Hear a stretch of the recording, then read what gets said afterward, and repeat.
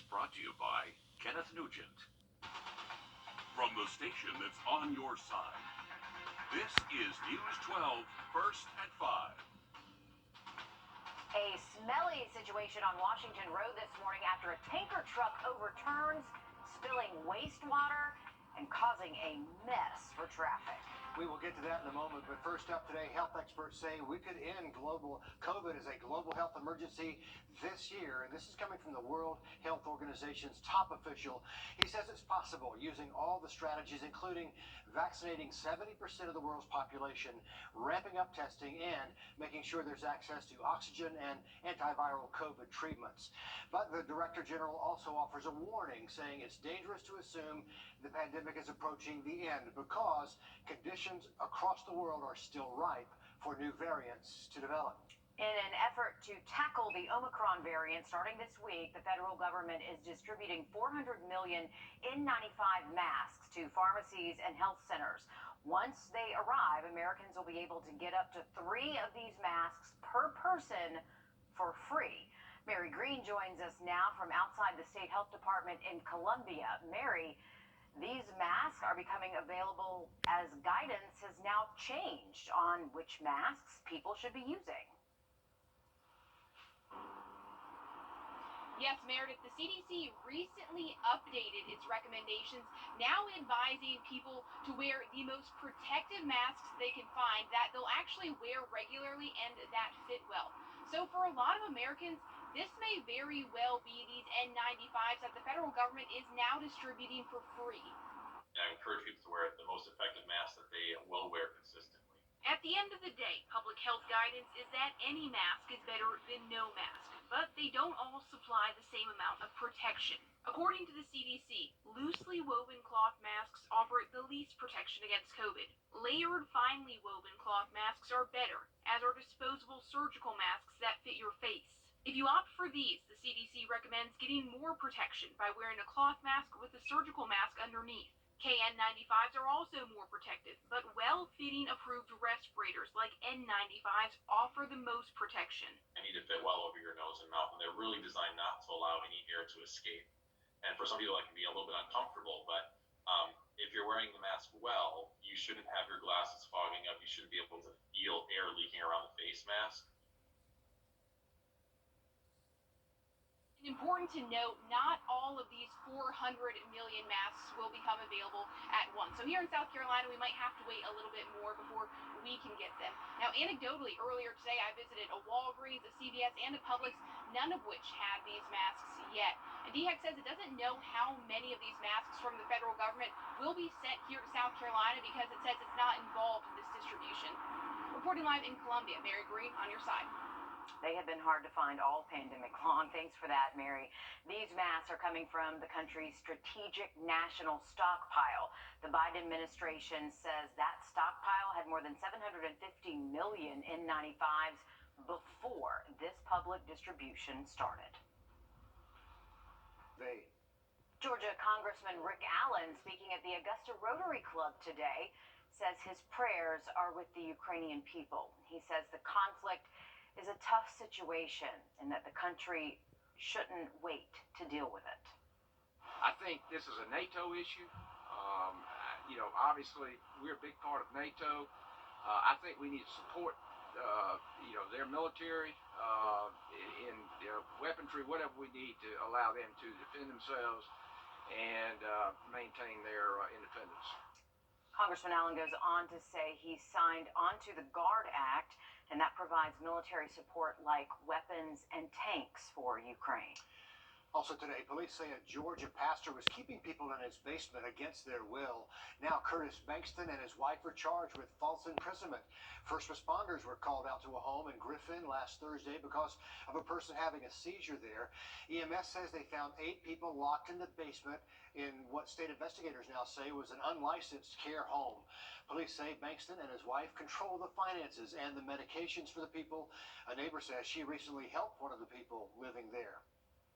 He was on a walker, pushing a walker, and so he's trying to manage, and it's at night, so he's trying to manage being able to see where he's going, and the streets can get kind of dark. And so I just used my flashlight, and we just walked together down to the house, and I showed him where it was. Reverend Bankston disputes the charges, saying he's been operating a Christian ministry that gives room and board to people who are often homeless or wards of the state. His lawyer says everyone was free to come and go as they wish. 2 different River Region communities mourning the loss of public servants today. In Aiken County, the Hollow Creek Fire Department is remembering Chief Glenn Podge Poole, who passed away over the weekend. Co-workers remembering him as a caring, humble, and selfless man who dedicated his time to serve the community he adored. If you have a memory to share, they ask you to comment on their Facebook page. He was a volunteer firefighter chief. The Richmond County Marshal's Office remembering Security Officer Jerry Council. He worked at the Judicial Center, a very familiar face there. He served the Marshal's Office for 13 years. The Richmond County Marshal's Office says, quoting here, Jerry made many friends along his journey and never met a stranger. Always the practical joker. He never left without leaving you laughing. Still to come, first at 5, one woman brings her listening talent to our community. So what does that really mean for our local animal shelter? We'll tag along and check out her visit, Riley. Well, we saw plenty of sunshine today with high pressure over the area, but keep an eye on an area of low pressure for our Tuesday. We'll give you that full forecast just after the break. I'm Mike. Don't let this guy scare you. They call her Dr. Doolittle because she can hear and understand animals, and the doctor shared her talents with the shelter in Aiken today. Our William Vogt shows us how. At the Aiken County Animal Shelter, some dogs have been waiting for months. People do come in and they want the young dog. They want the 1-year-old dog. They want the puppy. What they don't want are these dogs who are about 5 years old. Kathy Jacobs volunteers at the shelter. She says some of these dogs have been here since October, and she wonders what this wait is doing to them. You can't tell all these things when there's 34 dogs next to each other barking. But now she hopes to find out. I mean, he's genetically fine. Yes, I'm talking about you. I know you can hear. Rachel Selikoff is an animal communicator. She offered to help the Aiken County Shelter. He loves where you are interacting with him. She got on Zoom and listened to the 4 dogs who have been at the shelter the longest. Avalon, you look very different in the flesh than you do in your picture. Oh, you know what she said? Oh, well, that's because I'm so pretty. Jacob says from this experience, she learned all 4 dogs are okay. And that was really a relief to know that they really are doing well. You know, they're grateful for the love they get, and they're grateful for the volunteers, but they definitely want homes. She's happy to hear they're fine, but not happy to put them back in a cage. In Aiken, Will Volk, on your side. A very interesting approach today. So if you'd like to adopt one of them, the shelter's on Wire Road in Aiken. They're open Monday through Saturday. Don't we all wish if we could know what they're saying, Mayor? I really need to talk to that lady because I definitely have a couple of dogs that I need to know what they're thinking. If anyone has been to my Facebook page lately, they've been destroying some things in my house. So I need to talk to them. Okay. I think she's open to Zoom calls, so I need to get her number. I really do. Yes.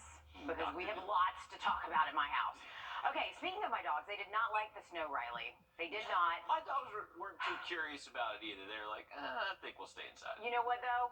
They're smart. Yeah. They're smart. We enjoyed it because it was fun. Right. The kids liked it, but I think our dogs are smart. Absolutely, yeah. We saw just enough, kind of enough to be like, hey, that's pretty cool, and then it was kind of...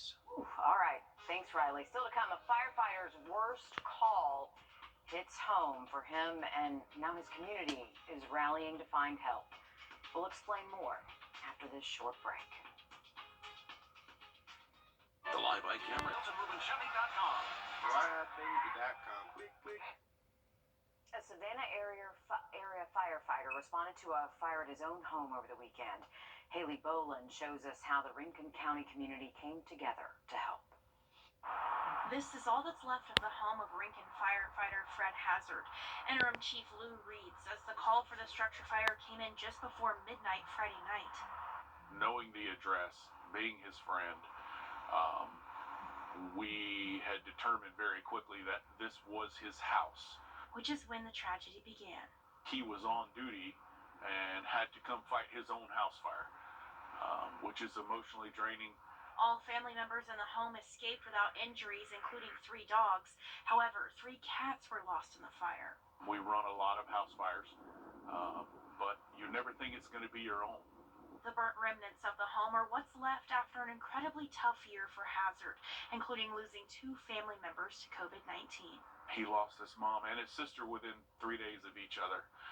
And between the funeral expenses and things of that nature, it really gets behind the 8 ball. So the Rincon Fire Department is helping gather donations for the family to help them through this difficult time.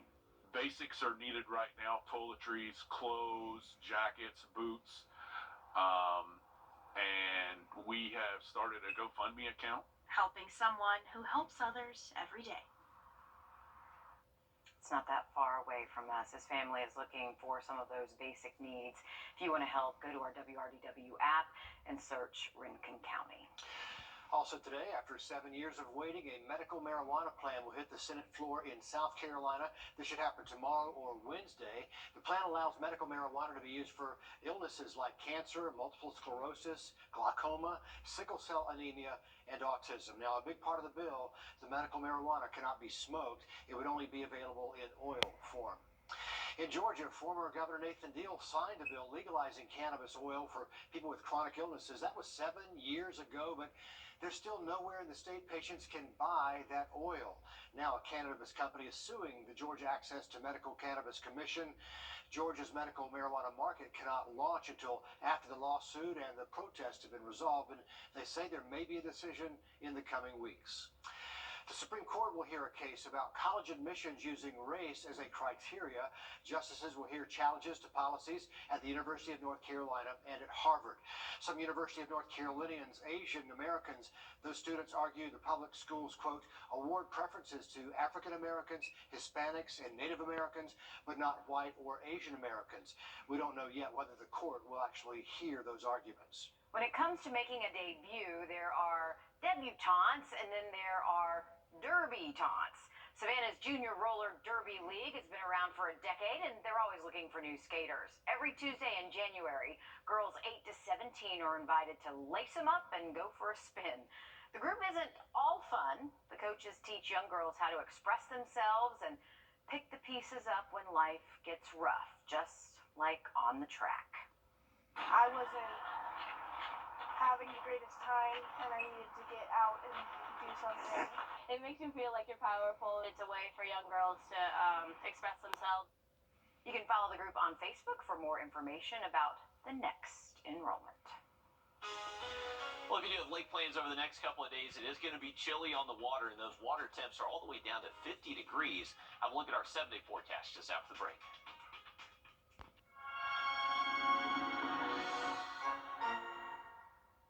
A dog in England back home and safe after volunteers had to get really creative during this rescue mission.